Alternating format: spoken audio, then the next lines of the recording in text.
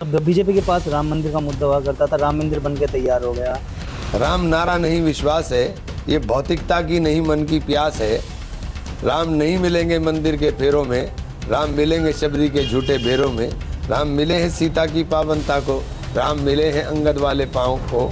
राम मिलेंगे मर्यादा से जीने में, राम मिलेंगे हनुमान जी के सीने में। बसपा तो कहीं है ही नहीं।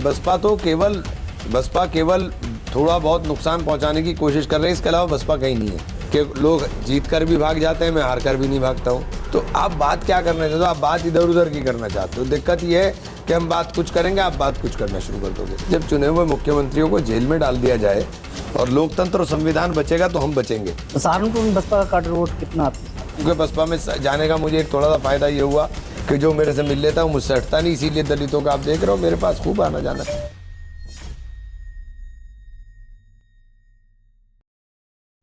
जैसे जैसे गर्मी का मौसम लगातार बढ़ता जा रहा है तो सियासी पारा भी लगातार चढ़ता जा रहा है।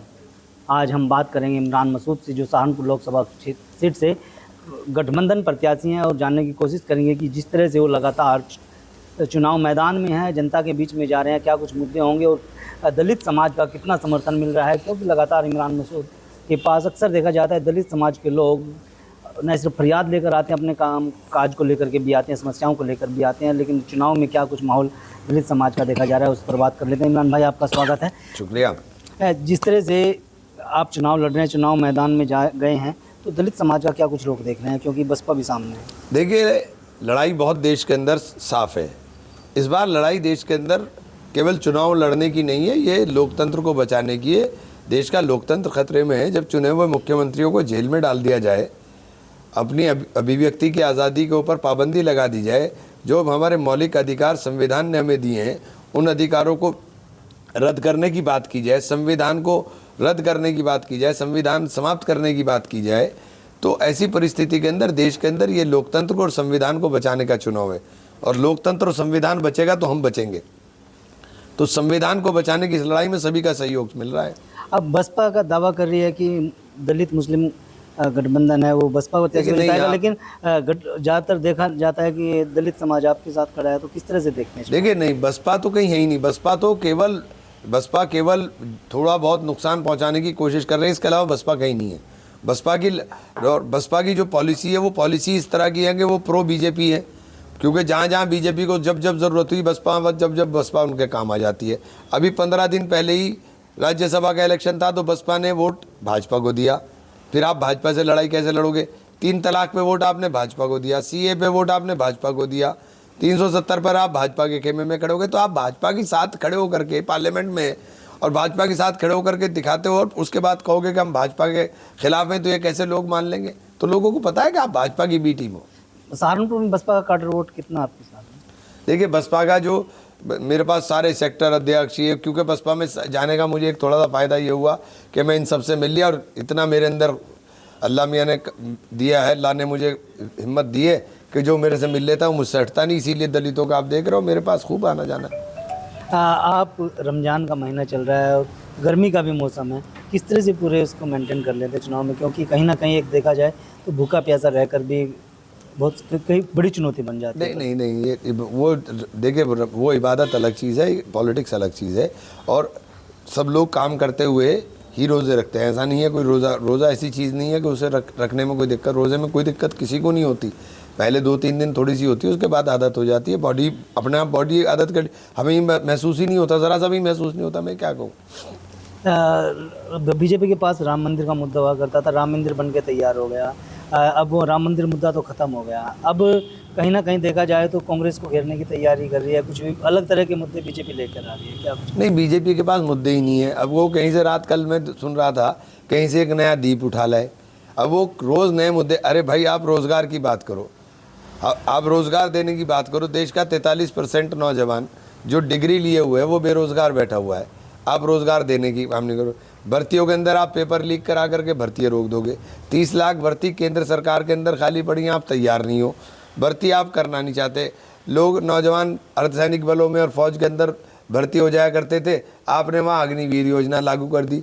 4 साल वो नौकरी करेगा, उसको 4 साल के बाद आपको जबरिया रिटायरमेंट दोगे और उसके बाद वो क्या करेगा, तो ना तो वो खेत में काम करने लायक बचेगा और ना वो अपने कारोबार के लायक बचेगा, वो केवल डंडा लेकर के फैक्ट्री की या किसी के घर की चौकीदारी करेगा। तो देश के जो युवा है उसके भविष्य को बर्बाद आप कर रहे हो, आप इस पर चर्चा नहीं करोगे। किसान लगातार बोल रहा है, आप किसान के इशू के ऊपर चर्चा नहीं करोगे, किसान के मामले में आप बात नहीं करोगे, तो आप बात क्या करना चाहते हो, आप बात इधर उधर की करना चाहते हो। दिक्कत ये है कि हम बात कुछ करेंगे, आप बात कुछ करना शुरू कर दोगे। कल एक तरफ पश्चिमी उत्तर प्रदेश में प्रधानमंत्री नरेंद्र मोदी मेरठ में रैली कर रहे थे और 6 तारीख में सहारनपुर में भी रैली करने आ रहे हैं। वहीं दूसरी ओर दिल्ली में इंडिया गठबंधन की महारैली का आयोजन किया गया। क्या कुछ देख रहे हैं दोनों? देखिए, इंडिया गठबंधन की रैली भी लोगों ने देखी और मेरठ की रैली भी देखी। दोनों रैलियों के अंदर अगर भीड़ को पैमाना माना जाए तो दोनों रैलियों की कोई तुलना ही नहीं है। अभी आपने एक भगवान राम को लेकर के एक चौपाई सुनाई थी, वो एक बार फिर से। अरे भगवान राम, क्योंकि राम के ऊपर ही अपना पेटेंट समझते हैं। दिक्कत ये है कि राम सबके हैं, राम इस देश की आत्मा में है, राम इस देश के कण कण में है, तो राम तो सबके हैं। राम नारा नहीं विश्वास है, ये भौतिकता की नहीं मन की प्यास है। राम नहीं मिलेंगे मंदिर के फेरों में, राम मिलेंगे शबरी के झूठे बेरों में। राम मिले हैं सीता की पावनता को, राम मिले हैं अंगद वाले पाँव को। राम मिलेंगे मर्यादा से जीने में, राम मिलेंगे हनुमान जी के सीने में।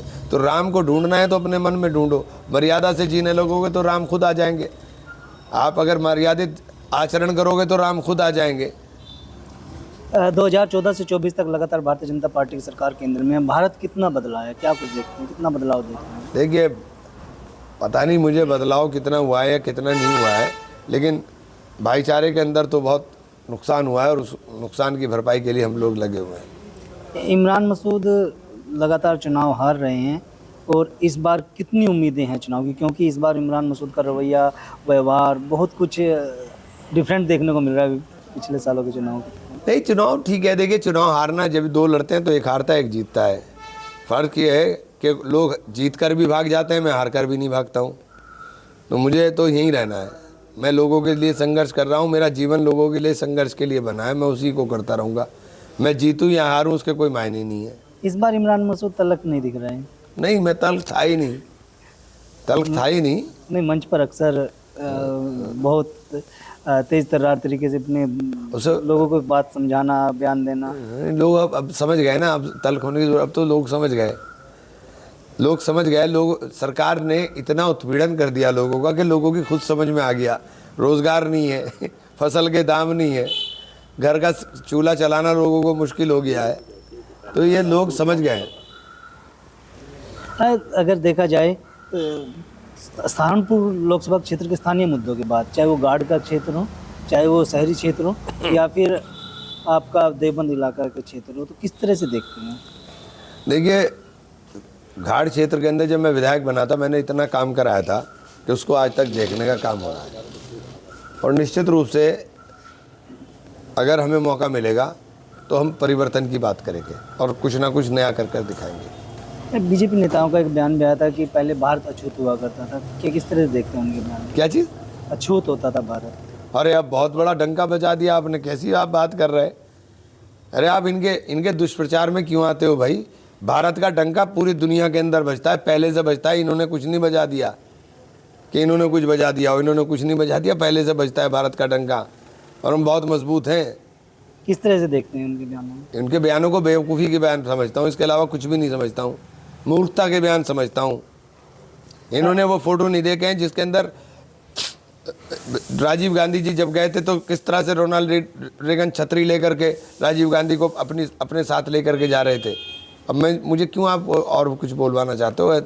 सब तुलनात्मक देख लीजिए, आपको खुद पता चल जाएगा। मुझसे मत कराइए तुलना।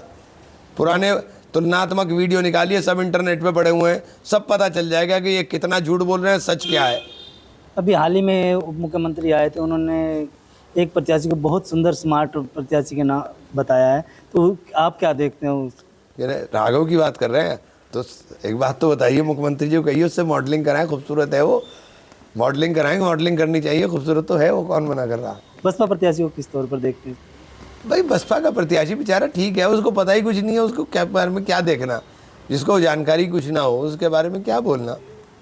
जी, बहुत बहुत धन्यवाद इमरान मसूद साहब। ये थे हमारे साथ इमरान मसूद जो कांग्रेस और इंडिया गठबंधन के प्रत्याशी और पश्चिमी उत्तर प्रदेश में कद्दावर नेता के नौर पर जाने जाते हैं।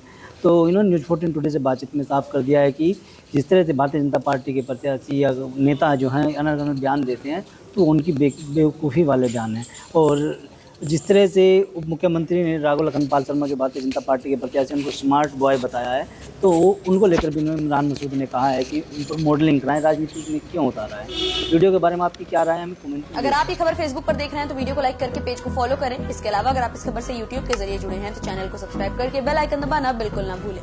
नमस्कार।